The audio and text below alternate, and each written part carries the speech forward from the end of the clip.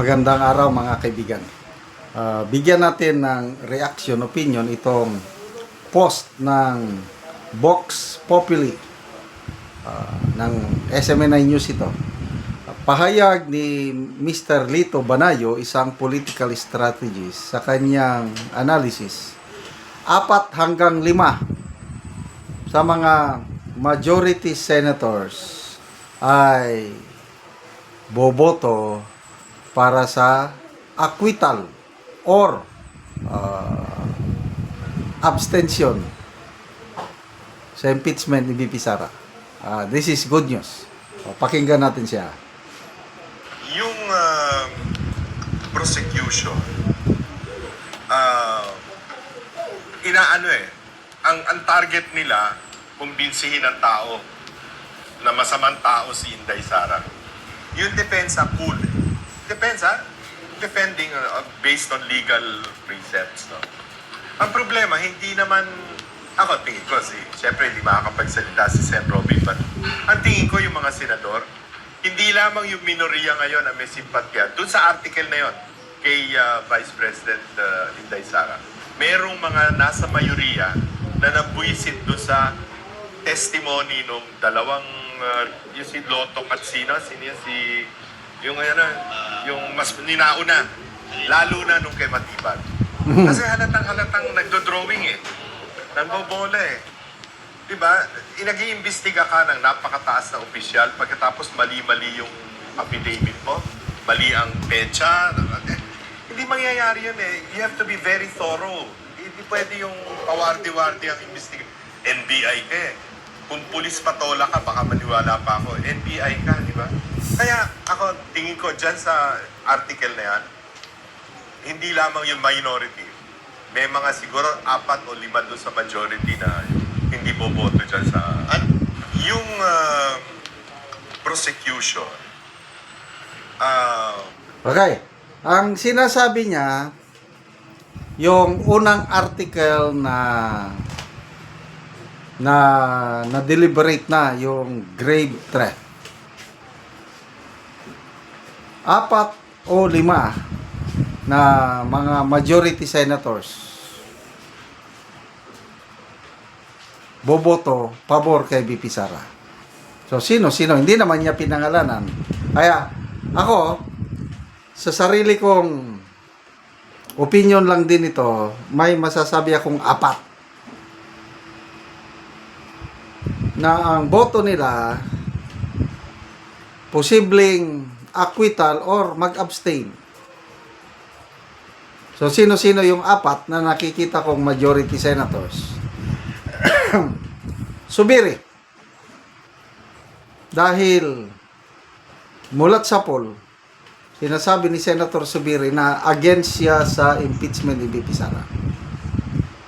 Tapos, posible daw magkandidato siyang governor sa Bukidnon sa 2028. Yang Bukidnon, siya mismo ang nagsabi na 90%, 99 atang sinabi niya, 99% pro Duterte ang Bukidnon. So, bakit niya kukontrahin yung general sentiment ng voters ng Bukidnon, bubutuhan niya ng conviction si VP Sara? Hindi pwede yun. Next, JB Ejercito. Noon pa, sinasabi niya na against siya sa impeachment. Tapos si JB Ejercito, re-electionist. Sino ba? Si Senator Escudero. Dahil si Escudero re-electionist din. Kaya ayaw niyang kontrahin ang pulso ng taong bayan. Gusto niyang makakuha ng boto sa milyon-milyon ng mga DDS.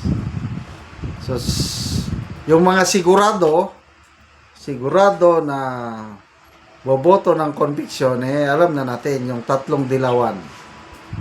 Aquino, Hontiveros, and Hontiveros Bamakino. Kapangilinan pala. 2 Tolpo brothers. So, 5 na. Sigurado yan. Soto and Lacson, 7 na. So, ilan na lang naiwan? Gatchalian, pang-8. Sino lang naiwan? Lito Lapid, ayan. Lito Lapid, pag ganyan-ganyan lang yan. Kung alin yung palagay ko, to be sure, baka pwede sila Lito Lapid mag-abstain. Kaya, itong impeachment trial na ito ni BP Sara, alam na natin na hindi sila mananalo. Yung conviction ni BP Sara malayo. Kasi yung threshold ng conviction is 16 votes. Kahit maipababa pa nila yan ng 14. 13 lang yung inaasahan nilang senador, minus 3 or 4 pa. Di, talagang wala. Yung minority senator, sigurado yan. Boboto ng acquittal ni BP Sara. Kaya, sayang-sayang lang itong impeachment trial na ito. After 15 days of trial, nakagastos na tayo ng 375 million pesos. Ang patutunguhan is wala, tapos ng laban. Kaya, again, sasayang ang pera natin. Pag-aabutin ito ng 1 year, according to Senator Gatchalian, so, sobra bilyones ang ating gastos. Kaya, sana matapos na itong pagsasayang ng pera ng taong bayan nito. Salamat mga kaibigan sa inyong pagsubaybay sa channel nito. Nakakatulong kayo ng malaki sa Tribong Talandig ng Bukidnon dahil ang sweldo natin sa channel na ito is pantulong po sa tribo. Namimigay tayo ng libreng yero at pako para makapagpatayo sila ng mas maayos na tirahan. Panoorin nyo ang video na ito. Una ni ang ihatag namo nga yero o mga gamit sa panimalay sa among tabangan. So muna ni ang among itabang nga mga yero o uban pa.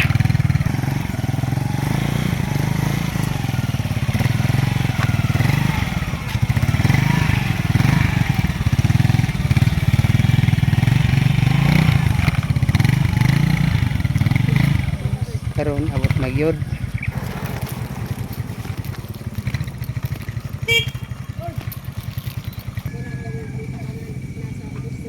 So muna ni si Angkol ang tabangan. So makabalay na gyud ni sila karon, linsin, lansang, hero. So kompleto among gihatag sa iya.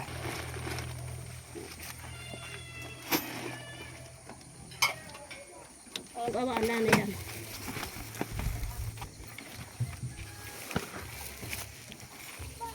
Ada oh. Nama gichikin dia.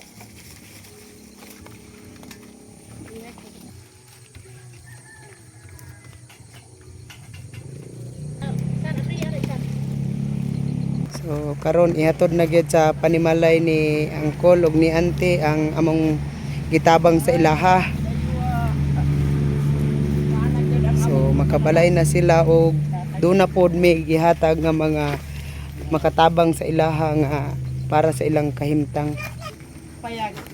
Balay na gyud ni kay naanay sin nga natapos sa panalangin. Maini kay pagbuot ni sa ang tingaling nga maabot ng among pangandoy. Kinabuhi. Oo, so Sa mo lang pang kamot wala di mahimo. sumuna ni ang hitsura sa mao nga panimalay ilang Angkol ug Ante nga gitagaan sila og tabang tungod sa ilang kalisod. Nga silupin lang yun in town. Mong balay o payag di. Mo na among kahintang. Muna ni ang ilang kahimtang ilang ante.